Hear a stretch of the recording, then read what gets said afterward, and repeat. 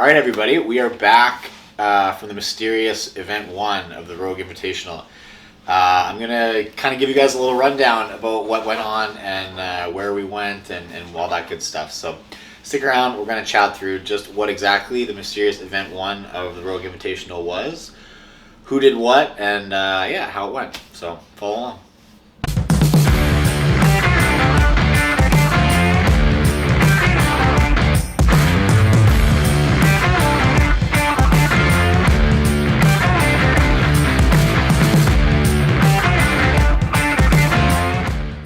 So now that I'm back in my room, nice and cozy, I can tell you guys all about what happened this morning.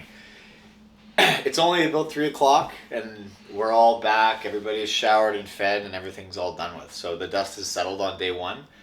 What we did was basically a long trail run. This morning we got up. Last night the briefing just said be on the bus in the morning at about 6:45. We got up, we loaded the buses, everybody kind of ate breakfast on the bus. We had 6 different shuttles take us out about a 2-hour drive to a ranch, and the Rogue team and the Go Ruck team were set up there, and they had built a trail running event for us, which was partially done with a rucksack on, and there were some sandbag over hay bales that went on kind of halfway through the course. But it was a lot of fun. It was a pretty cool setup. It was a long way to go to do that workout, about a 2-hour drive there, a 2-hour drive back. And, I feel like maybe we could have done it somewhere closer, but it was very cool. I think those kind of events are built for the experience, so it was really, really neat. We showed up, and naturally after eating in the morning and having a long drive there, the first thing everybody wanted to do was go to the bathroom. So we got there, and there was like a long lineup to use the bathroom. They had some good facilities, though.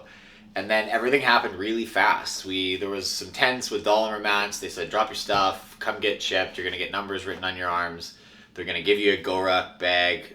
They were 30-pound ruck bags for the men and 20 for the women. Then we had to start warming up, basically.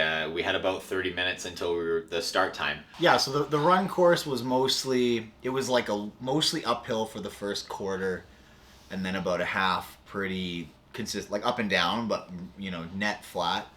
And then the last quarter was kind of down. So the event was sort of split into quarters. Like the first quarter of the run, you started with the ruck bag. You ran up this uphill. Everybody went too fast. And then you'd round a corner and there was lines on the ground and you had to cross the line with the bag and then drop it basically before the next line. Like anybody's going to try to hang on to it for a little longer. But we would finish, so you come across, you drop the bag, you run out. And each of these transition sections had a water station, but they were kind of out of reach. They would be like, you come around a corner, you're dropping your bag, and 10 meters over there to the left at the far end of the trail is a water station. And I think they didn't get much use. But that first quarter was ruck, and then the next quarter was just run. And then we had a next stop where the sandbag over the hay bale was. And that section was it was weird. I think it was just to break up your run, really. It wasn't, I don't think anybody really made a play in that section. Everybody was just really fast. The weights were light, 100 pounds for men, 70 pounds for women, 3 bags apiece. And it was about a 5-meter carry. You'd pick it up, carry it 5 meters, throw it over the bag, and then come back, do the next 2 bags.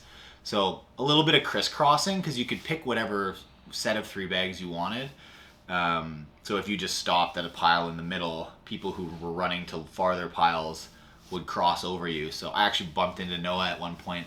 Sorry, Noah, but we were just kind of crossing up. And so other than if you walked into that section and started walking to your bag, it's kind of like a transition where if you jogged or ran in your transition, nobody really made up any ground. But if you stopped to smell the roses, then it was going to cost you some places. Did you see a lot of people on the course? Yeah, it kind of settled in. I would say after the sandbag section, you kind of settled into a pattern where it had stretched out enough that the runners of whatever caliber they were where they were going to be. And so you kind of ended up in the races that you were engaged in. The lead pack was a little ways ahead. There was probably, 5-6 guys that were a ways ahead. I think maybe the top 4 or 5 were kind of together, and then there was another 2 group, 2 or 3, and then there was another 3. So every now and then there'd be a long stretch where you could kind of look down the lane and be like, how far ahead is the leaders? And by that section I was kind of where I was, and I was settled there, and I knew what it would take to try to catch those guys, and it would cost me a lot to try to put that effort in at the halfway point of the race. So I tried to look at it at the games this year. I crashed and burned hard at the Capital event, which is kind of similar a little bit to this one, where you've got some heavy implements at the start, jack your heart rate up a bit, then you got to run, and you got to do some stuff along the way. So I know I spiked my heart way too hard in that workout, and I rode it out like high heart rate for the last 10 minutes of that event, and I just like blacked out and messed up my body pretty bad, like had some bad heat issues and stuff, and sort of cost me, I feel, for the rest of the competition. So that was one of my priorities today, was don't do that. Treat this as a back half event. That first half, like, that's where all the stuff is, the ruck, the sandbags, and it's easy to get caught up in like how well you transition those things and pushing those areas. But I didn't want to be halfway through the event and then be in survival mode and looking at it being like, shit, you got 3 more kilometers to run and you're bleeding, that's a bad feeling to be getting past in those last bunch of legs of the event. So I made a conscious effort to be controlled for the first bit. When we came out of the sandbags, Noah was just in front of me when we got there, and Saxon just in front of him, and then we came out in that exact same order with about the same distance, and then we stayed about that same order in similar distance for the rest of the event. We were all kind of running a similar pace, and I had my watch running again, like I did during the Capital event, to just keep an eye on like my heart and my running pace and things like that. And my stats are, you can tell I haven't been running a lot. I have like my last 3, my watch automatically laps every kilometer running. I have it set to kilometers, and the last 3 laps, which would be the last 3.7 kilometers, I'm at like a 181 average heart rate. So that's high. And so that's not where you want to be in an event like that. So I was still, in spite of trying to say, okay, I'm going to make an effort to control it a little bit, you're in a race, right? And it's hard to not be engaged in the race. And I've always been a racer. I wanna compete against people. So yeah, I was getting to a point near the end where if I wanted to make a move on somebody, I would have had to push pretty hard, and knowing where my heart was at and how I was feeling, that could have been catastrophic. So I tried to just get in, get out unscathed, make sure like my ankles stay in good shape, my ankles, my knees, nothing comes out hurt, legs are feeling all right, because there's 9 more events. It's a huge weekend, so blowing it out on event 1 is not the way to go, and I was trying to keep my head on straight like that. So that last bit, I was able to pass one guy in that last long downhill stretch, and Cole Sager actually was trying to pass me in the last little bit, and we ended up having to basically full sprint the last 200 or so, which wasn't good for either of us, I don't think, but it was all right. He gave me an apology at the end of the finish line. We maybe should have talked about that one, but it was fun. Yeah, it was. I'm happy with that. I think with the prep I had in trail running, I think I over delivered. I'm happy that I'm out of here, and I'm not feeling as heat stroked and beat up as I was after the Capital event. So you got to take what you can get, and then I can fight for the rest of the weekend. So it was a fun event. I haven't been running a ton lately. I think I took 10th overall. To be honest, right now, we don't really know where the placings are. If you're in the top 5, it's pretty obvious when you come across the line, but as you get farther back, it's less obvious. So I think we did the math, and I was about 10th, which hopefully is the case, because that'll keep me in the top heat starting tomorrow.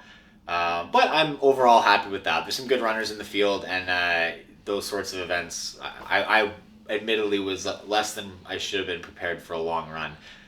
They haven't had long runs at Rogue in the past years, and prepping for this event specifically, I just hadn't been doing a lot of it. So happy with how my body held up, having not trained that too much, and hopefully take some time here, stretch it out, relax, and get myself ready for tomorrow. Because every day now is 3 events a day. There's a lot of points and a lot of fitness that's going to be on the horizon. So biggest bonus of that is if I can stay in the top heat after that first event and come out relatively unscathed without my body too beat up, then we're in good shape for the rest of the weekend. After that, we basically took ice baths and they hosed us down with a hose instead. They didn't have showers, so on site we got to have little hose showers. And then we loaded up the vans and we drove back. It was another 2 hours back and a little more fun drive back. People are a little chattier. A competition's underway. Everybody gets to eat and just sort of hang out. So it was fun. We had a good bus.